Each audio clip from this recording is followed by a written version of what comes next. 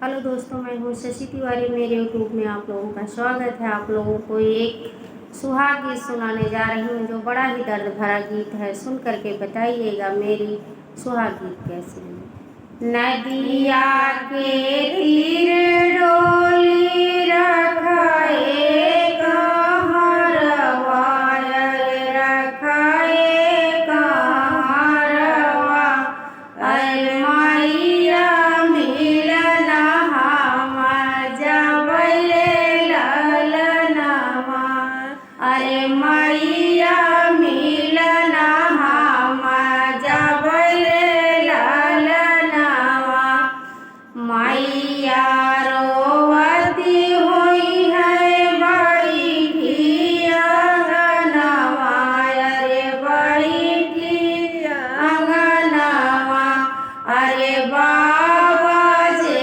रोवल दुआरे ललनवा अरे बाबा जे रोवल दुआरे ललनवा चाची रोवती हुई है बैठी मोहरवा अरे बैठी मोहरवा अरे चाचा रोवल खरिहान रे ललनवा नदिया के तीरे डोली रखी द्या कहरवा अरे रखी द्या कहरवा अरे भाऊजी मिलना हम जबले ललनवा अरे भाऊजी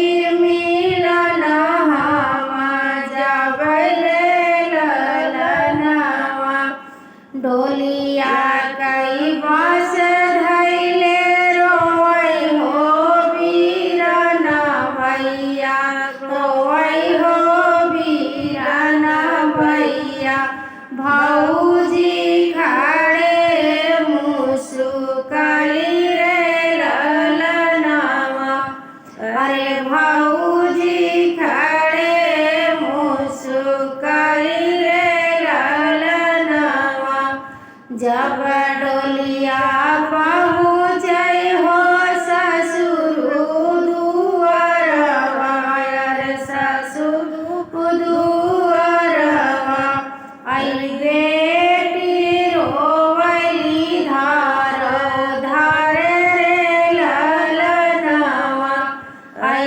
बेटी रोवली धार धार रे ललनवा एक तौ छूटल दुल्हा मोर नाई हरवा अरे मोर नाई हरवा अरे दूसरे छूटल अधिकार रे ललनवा अरे दूसरे छूटल अधिकार रे ललनवा।